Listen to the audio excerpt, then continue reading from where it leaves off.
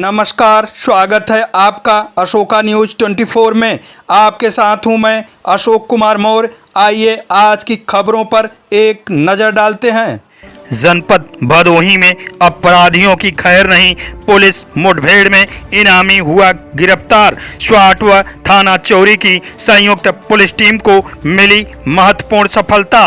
25,000 रुपये पुरस्कार घोषित। ग्राहक सेवा केंद्र संचालक के साथ लूट की घटना को अंजाम देने वाले अंतर जनपदीय लुटेरा चढ़ा पुलिस के हत्थे। रात्रि चेकिंग के दौरान पुलिस मुठभेड़ में सातिर लुटेरा घायल अवस्था में हुआ गिरफ्तार। अभियुक्त के पास से नाजायज तमंचा, मय जिंदा व खोखा कारतूस तथा लूट की घटना में प्रयुक्त स्प्लेंडर मोटरसाइकिल की गई बरामद। मुठभेड़ के दौरान लुटेरे के पैर में लगी गोली। थाना चोरी अंतर्गत ग्राहक सेवा केंद्र संचालक के साथ लूट की घटना का सफल अनावरण। ग्राहक सेवा केंद्र संचालक के बैग का फीता काटकर पैसे व मशीन सहित बैग को लेकर हुए थे फरार।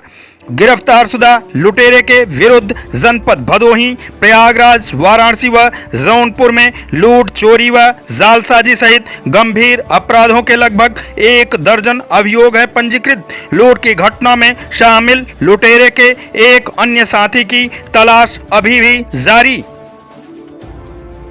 दिनांक 15 मार्च को थाना चौरी क्षेत्र में जनसेवा केंद्र संचालक के साथ हुई लूट की घटना में प्रकाश में आए अभियुक्त अजय गिरी को आज बाद पुलिस मुठभेड़ घायल अवस्था में बमनौटी रोड से गिरफ्तार किया गया है। अभियुक्त पर 25,000 रुपये का पुरस्कार भी घोषित किया गया था। इसके कब्जे से घटना में प्रयुक्त मोटरसाइकिल, एक अवैध तमंचा, एक कारतूस एवं एक जिंदा कारतूस बरामद हुआ है। अभियुक्त को गिरफ्तार कर इसके विरुद्ध अग्रिम विधिक कार्रवाई की जा रही है।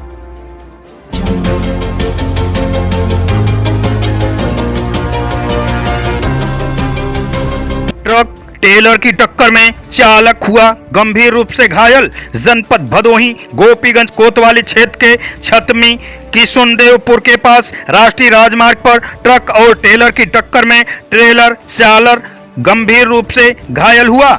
घटना के बारे में बताया जाता है कि सादरा राजस्थान निवासी महेश 70 वर्ष अपने ट्रेलर पर टाइल्स लादकर वाराणसी की ओर जा रहा था। गोपीगंज कोतवाली अंतर्गत किशुनदेवपुर के पास अनियंत्रित ट्रेलर पूर्व से खड़े ट्रक में साइड से जाकर टकराई, जिससे चालक महेश गंभीर रूप से घायल हो गया। घायल चालक को NHI एम्बुलेंस के द्वारा सामुदायिक स्वास्थ्य केंद्र गोपीगंज में भर्ती कराया गया, जहां प्राथमिक उपचार के बाद वाराणसी ट्रॉमा सेंटर के लिए रेफर कर दिया गया।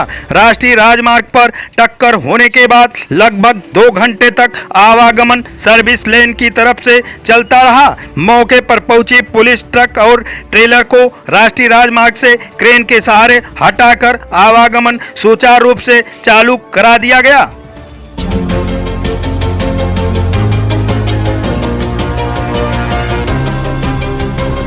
जनपद भदोही 28 मार्च 2024 को संगठित अपराध की रीढ़ पर प्रहार की नीति के तहत भदोही पुलिस व प्रशासन द्वारा संगठित पेशेवर अपराधियों के विरुद्ध कठोरतम कार्रवाई हेतु चलाए जा रहे विशेष अभियान सफेदपोश mafia gang leader Vijay Mishra द्वारा अपने व गैंग के सदस्यों का प्रभाव डालकर आपराधिक कृत्यों से अर्जित धन से अपने पत्नी, पुत्री, दामाद व पुत्र के नाम नई दिल्ली में क्रय सुसज्जित किए गए करोड़ों रुपए मूल्य के 2 भवनों को अंतर्गत धारा 14(1) गैंगस्टर एक्ट के तहत किया गया जब्त।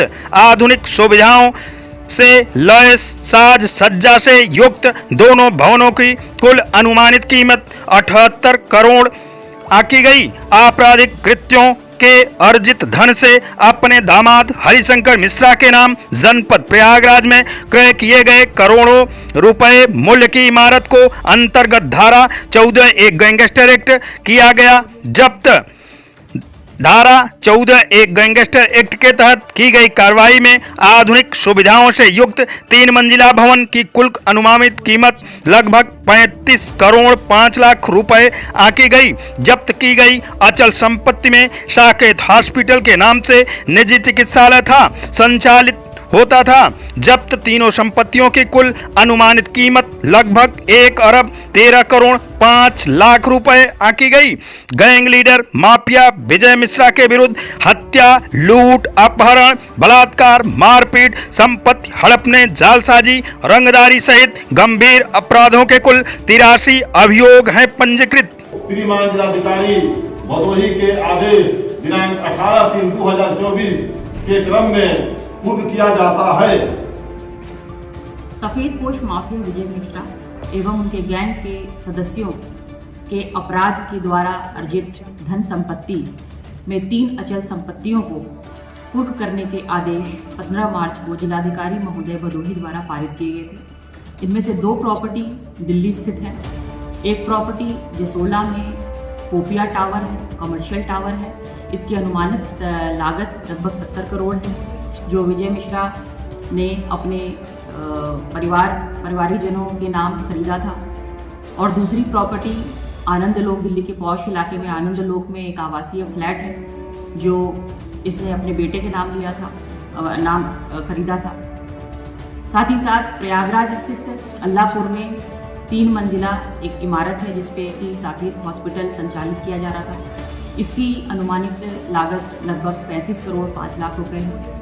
इन तीनों अचल संपत्तियों की टोटल लागत 1 अरब 13 करोड़ 5 लाख है, जिसके जब्तीकरण के आदेश जिलाधिकारी महोदय ने 15 मार्च को दिया था। और इसी के क्रम में 27 मार्च को जनपदीय पुलिस टीम भदोही द्वारा दिल्ली जाकर दिल्ली पुलिस की मदद से एवं प्रयागराज जाकर के प्रयागराज पुलिस की मदद से नियम अनुसार जब्तीकरण की कार्रवाई की गई है। इस प्रकार उक्त गैंग लीडर और इसके सदस्यों के विरुद्ध यूपी गैंगस्टर एक्ट के 14(1) के तहत जब्तीकरण की कार्रवाई लगातार जारी रहेगी।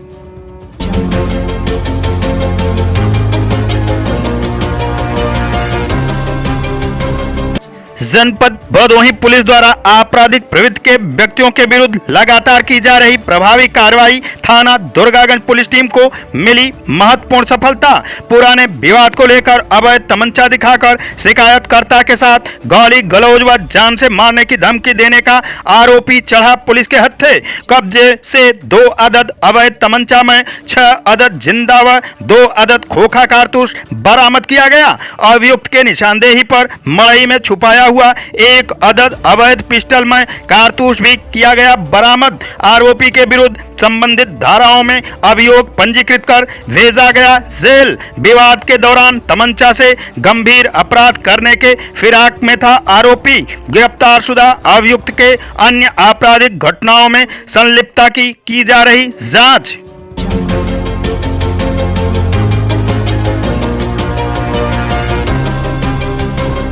जनपद भदोही में आगामी लोकसभा सामान्य निर्वाचन 2024 को शांतिपूर्ण व भयमुक्त वातावरण में सकुशल संपन्न कराए जाने के दृष्टिगत केंद्रीय बल सहित स्थानीय पुलिस द्वारा थाना दुर्गागंज व सूर्यावा क्षेत्र अंतर्गत फ्लैग मार्च कर आम जन को कराया गया सुरक्षा का एहसास।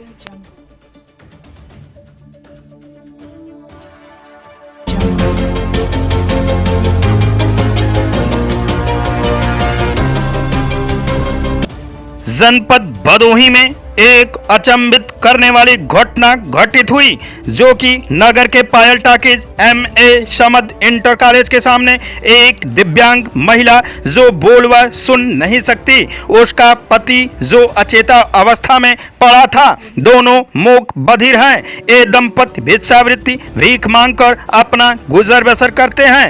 रात होने पर कहीं भी सो जाते हैं। लगभग शाम को 5:30 बजे के आसपास नगर के प्रमुख समाज सेवी पूर्व सभासद दानिश सिद्दीकी अपने घर वापस आ रहे थे कि MA समद इंटर कॉलेज के पास इन दोनों गरीब दंपति को रोकता बिलखता देख रुक गए और उनसे रोने की वजह पूछा तो इशारा करते हुए बताया कि हमारे कपड़े की गठरी कहीं गिर गई है, जिसमें जिंदगी भर भीख मांगकर जमा किए हुए पैसे थे, कहीं गिर गया। काफी ढूंढने पर भी कहीं नहीं मिला तो समाजसेवी व पूर्व सभासद दानिश सिद्दीकी फैंस क्लब के अध्यक्ष मोहम्मद दानिश सिद्दीकी का उनको रोता बिलखता देखकर उनका कलेजा दहल गया। उन्होंने दोनों मूक बधिर दंपत को समझाते हुए बोला कि तुम लोग घबराओ नहीं, अभी मगरिब की अजान का वक्त है, रोजा खोलने के बाद हम लोग तुम्हारा पैसा ढूंढने की कोशिश करेंगे। इन्होंने दानिश सिद्दीकी फैंस क्लब के सदस्यों को बुलाया और पैसा ढूंढने के लिए कहा। तब तक कस्बा चौकी इंचार्ज वीरेंद्र कुमार यादव भी मौके पर पहुंचकर यथास्थिति को बारीकी से छानबीन किया, परंतु कुछ पता नहीं चला। अंततः देर रात तक चौरी रोड पर बूढ़ा पट्टी के पास सड़क के किनारे झोला पड़ा हुआ दिखाई दिया, जिसको चेक करने पर पैसा और कपड़ा सही सलामत मिल गया, जिसे सुबह दानिश सिद्दीकी ने कस्बा चौकी इंचार्ज वीरेंद्र कुमार यादव और दीवान राजू पटेल के समक्ष उस मूक बधिर दंपत को कपड़ा और पैसा पाकर उस दंपत ने ढेरों दुआएं दी और दानिश सिद्दीकी ने भी फैंस क्लब के सद्दाम खान, अरसलान खान, जफर खान, रेहान हाशमी शायर, जफर आदिल खान, शहमद खान, सैयद सभी सदस्यों का आभार जताया, जिनकी निस्वार्थ मेहनत के बदौलत गरीब का पैसा मिल सका। आज की फटाफट खबरें समाप्त हुआ, फिर मिलते हैं ऐसे ही बेबाक खबरों को लेकर, तब तक के लिए नमस्कार।